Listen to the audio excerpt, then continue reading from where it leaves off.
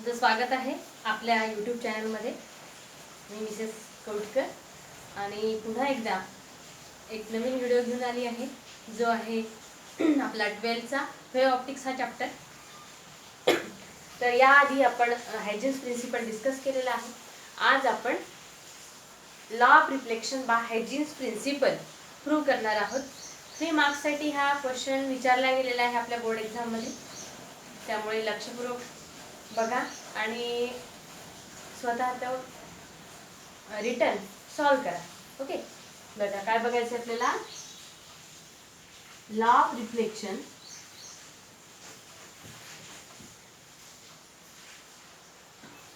Bye Huygens principal.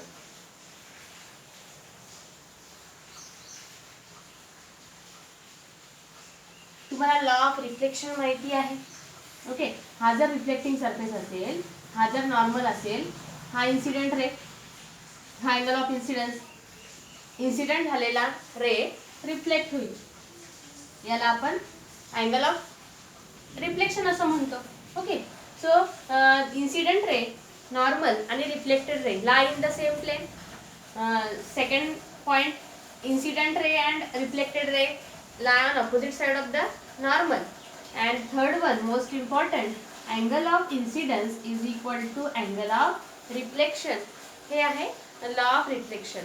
हे रेच्या form मध्ये आपण बघितले. आपल्याला बघायचं आहे आता हायजिन्स प्रिन्सिपलने, हायजिनने जो वेव्ह फ्रंट सांगितला आहे, इन्सिडेंट प्लेन वेव्ह फ्रंट असेल, तो इन्सिडेंट होईल रिफ्लेक्टिंग सरफेसवर आणि मग त्याचं रिफ्लेक्शन हे आपल्याला हायजिन्स प्रिन्सिपलनी कन्स्ट्रक्ट करायचं आहे. आणि हाच इन्सिडेंट अँगल आणि रिफ्लेक्टेड अँगल हा इक्वल आहे हे आपल्याला शो करायचं आहे. ओके, त्यासाठी आपण डायग्राम घेत आहोत. हा घेतला आपण सपोज रिफ्लेक्टिंग सरफेस XY. एक प्लेन वेव्ह फ्रंट घेऊया.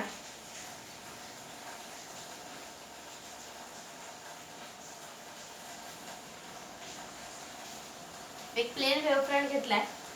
सपोज हा प्लेन वेव्ह फ्रंट आहे आणि हा असा इन्सिडेंट होत आहे ऑब्लिक्युअली ऑन दिस रिफ्लेक्टिंग सरफेस. हा रिफ्लेक्टिंग सरफेस किंवा प्लेन वेव्ह फ्रंट हे सगळे परपेंडिक्युलर आहेत आपल्या प्लेन ऑफ पेपरला. इथे माझ्या बोर्डला किंवा तुम्ही जर कॉपीमध्ये लिहित असाल तर तुमच्या प्लेन ऑफ पेपरला. ओके, आता हा जो रे आहे याला आपण PA म्हणूया, याला QB म्हणूया.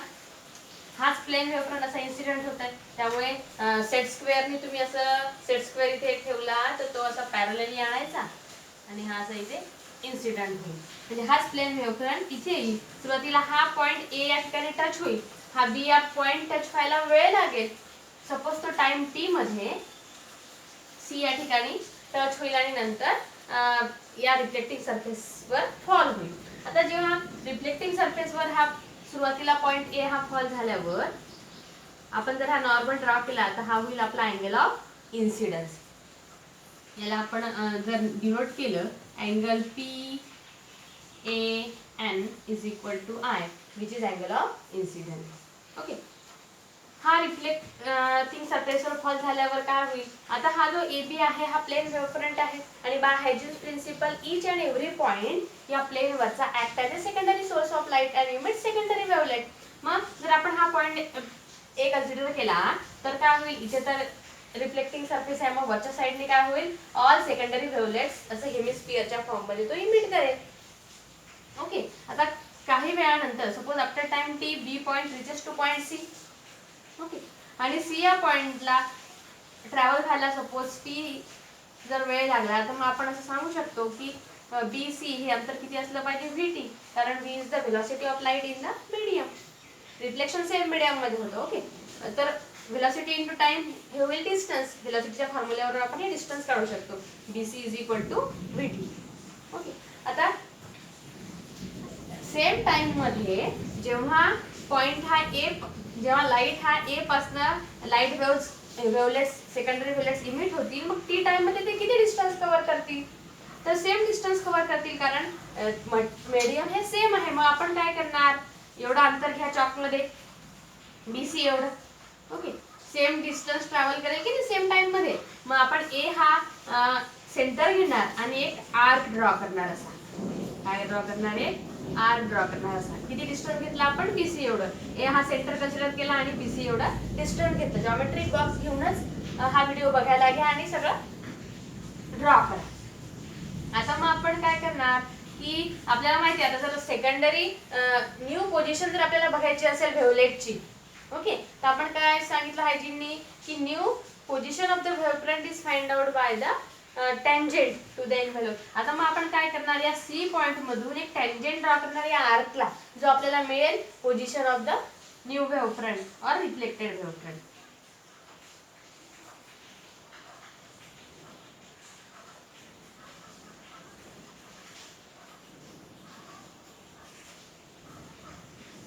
आपण काय केली आहे? टँजेंट ड्रॉ केली आणि मग ही टँजेंट जिथे या आर्कला टच होईल तो पॉइंट जर आपण ए पॉइंट पासून जॉईन केला तर आपल्याला मिळेल रिफ्लेक्टेड रे. त्या या टचिंग पॉइंटला आपण सपोज पॉइंट ई म्हणूया. आता हा झाला रिफ्लेक्टेड रे. हा रिफ्लेक्टेड अँगल होईल. अँगल ऑफ रिफ्लेक्शन कोणता होईल? Angle N A E is the reflecting angle R. Okay, आता आपण बघा हा जो अँगल आहे, ओके, हाच अँगल आणि हा जो मेजरमेंट आहे याची या अँगलची सेम येते. कोणता अँगल? BAC. कुठला म्हणत आहे मी? अँगल हा PAN is equal to angle BAC is equal to I.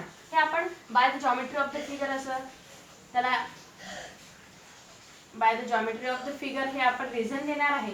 पण कसं आलं हे तुम्हाला मी इथे सांगते. बघा, आपण जर हा घेतला PAB. PAB काय आहे? राईट अँगल आहे बघा, 90 चा आहे PAB. त्यामुळे हा जर I असेल तर हा होल अँगल कुठला? हा एवढा अँगल कितीचा असेल? 90 मायनस I. ओके, कोणता अँगल म्हणत आहे मी? PAB अँगल मध्ये. PAB हा 90 चा आहे. PAB मध्ये एक आहे अँगल I आणि दुसरा आहे NAC. दुसरा जर आपण अँगल कन्सिडर केला, कुठला अँगल? NAC. अँगल NAC हा सुद्धा 90 चा आहे. हा NAC. यामध्ये एक अँगल आहे हा जो आपण अँगल I घेतला आहे आणि एक घेतला आहे NAB. घेऊया C देखा, हा NAB आहे. अँगल I आणि अँगल NAB हा 90 चा आहे. PAB हा 90 चा आहे. त्यामुळे हा अँगल I आणि हा इथला NAB हा मिळून 90 झाला. दुसरा अँगल जो आहे NAC हा 90 चा आहे. यात NAC मध्ये कुठले दोन अँगल येतात? एक येतो NAB आणि दुसरा आहे angle BAC is equal to 90. आता या दोघांमध्ये बघा, या इक्वेशन 1 आणि 2 मधून जर तुम्ही बघितलं तर हा NAB कॉमन आहे. राईट हँड साइड सेम आहे. त्याचा अर्थ काय होईल? BAC हा I होईल. तोच आपण इथे मी दिलंय की BAC इज I. हे तुम्हाला कळण्यासाठी मी इथे लिहिलंय. आपल्याला फक्त एवढी स्टेप लिहायची आहे की by the geometry of figure this angle and this angle are congruent. Okay, आता नेक्स्ट बघा, हा ही आर्क आहे. आर्क आणि टँजेंट ड्रॉ केली आहे, त्यामुळे हा 90 चा अँगल असणार आहे. हा सुद्धा वेव्हफ्रंट आहे. वेव्हफ्रंट आणि ह्या पॅरलल परपेंडिक्युलर रेज आहे, त्यामुळे हा सुद्धा अँगल 90 चा आहे. आता इथे बघा, हा जो अँगल आहे NAE हा आपण R दाखवलाय. ओके, आणि यामध्ये सुद्धा NAC इज इक्वल टू 90 आहे की. मग NAC हा कोणामुळे मिळाला? एक आहे हा NAE इथला आणि उरलेला कोणता आहे? EAC. मग EAC काय होणार? EAC बघा, हा NAC 90 आहे, NAER आहे. मग EAC किती होईल? हा इथला किती होणार? 90 मायनस R होणार की. उरलेला किती असेल?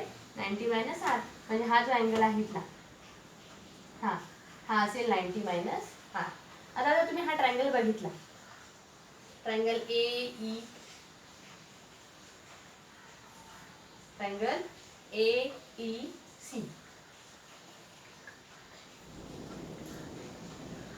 Triangle AEC. ओके, 3 अँगल आहेत. म्हणजे अँगल ए हा इथला, अँगल ई आणि अँगल सी. आता यामधले लिहून आपण शॉर्ट मध्ये लिहू. Angle A plus angle E plus angle C is equal to किती असतात? 180. कुठल्याही ट्रायंगल मध्ये अँगलची ऍडिशन किती असते? तर 180. मग हा अँगल इथला ए, आपण हा अँगल ए म्हणजे किती घेतला इथे बघा, आता काढलाय की नाही. हा अँगल ए म्हणजे किती आहे? हा 90 मायनस आर. हा अँगल इथला हा पुट केला इथला. अँगल ए म्हणजे कोणता? 90 minus R plus angle E. Angle E किती आहे? 90 plus angle C is equal to 180. आता बघा, हा इथे 180 आहे, हा 90 आणि 90, 90 90 180. ओके, हा 180 आणि हा 180 कॅन्सल केला. मग राहिला काय? R. Angle C is equal to, हा आर तिकडे जाणार, काय होणार? प्लस. मायनसचा प्लस केला. Angle C is equal to R. मग इथला अँगल सी म्हणजे कुठला अँगल आहे? हा अँगल आहे इथला. Therefore angle ACE is equal to किती? 90. Sorry, angle NAC is equal to किती घेतलाय आपण? अँगल आर काढला. ACE किती काढला? आर. आणि याला सुद्धा reason same bye the geometry of the figure. हे फक्त आपल्याला कळण्यासाठी, तुम्हाला कळावं यासाठी मी एक्सप्लेन केलाय. अदरवाईज तुम्हाला लक्षात काय ठेवायचं आहे? हा इन्सिडेंट अँगल आणि हा रिफ्लेक्टेड अँगल तर माहितच आहे. यातला खालचा जो आहे म्हणजे BAC याला आय म्हणा आणि इथला ECA याला आर म्हणा, एवढं लक्षात. ओके, हेच फक्त by geometry of the figure म्हणून इथे लिहायचं. बाकी कसं आलं ते मी तुम्हाला इकडे सांगितलंय. आता बघा, यामध्ये 2 ट्रायंगल आहेत. हे triangle AEC and triangle ABC. काय काय आहे या 2 अँगल मध्ये? एक आहे आपल्याला 2 ट्रायंगल जे आहेत ते कॉन्ग्रुएंट करायचे आहेत. एक आहे angle E is equal to angle B, both are 90. एक आहे AC common side, AC is equal to AC common side. एक आहे BC आणि दुसरी आहे AE. AE is equal to BC. Both कशा आहेत? CT किंवा VT त्यांची डिस्टन्स आहे. Velocity into time. VT ही एवढीच आपण डिस्टन्स घेऊन हा आर्क ड्रॉ केलेला आहे, त्यामुळे AE सुद्धा किती असेल? AE सुद्धा किती असेल? VT. ही AE आणि हे BC both having same measurement VT. आता यावरनं काय सांगणार आपण की triangle AEC is congruent to triangle ABC. आणि मग angle of corresponding triangle are also congruent. आणि म्हणून मग आपण म्हणणार आहोत angle A is also congruent to angle C. काय? Corresponding angle of congruent triangle. मग अँगल A किती आहे? तो आपण by the geometry of the figure सांगितला आहे. अँगल A किती आहे? तर आय आहे. आणि अँगल सी किती आहे? तर तो आर आहे. म्हणजेच काय? Angle of incidence is equal to angle of reflecting. यामध्ये काय घेतला हा आपण प्रूव्ह केला. यामध्ये सुरुवातीला काय सांगायचं की AB हा इन्सिडेंट प्लेन वेव्ह फ्रंट आहे. तो इन्सिडेंट होत आहे ऑब्लिक्युली.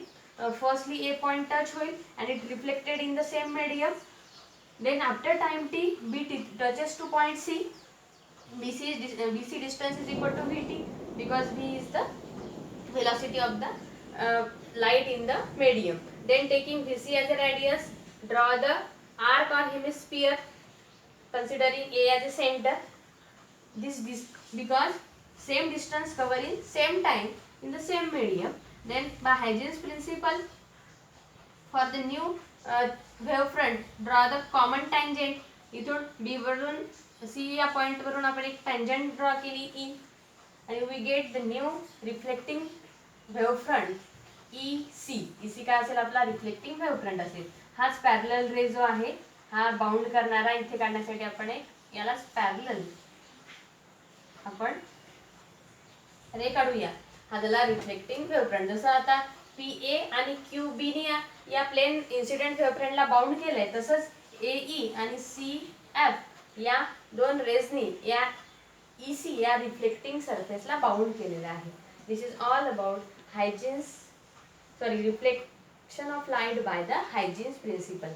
ओके, तुम्ही नव्याने जर बघत असाल तर आपल्या चॅनलला सबस्क्राईब करा आणि 11th आणि 12th या दोन्हीही स्टँडर्डसाठी तुमच्या फ्रेंड्सला आपलं चॅनल सबस्क्राईब करायला सांगा आणि शेअर करा. थँक्यू.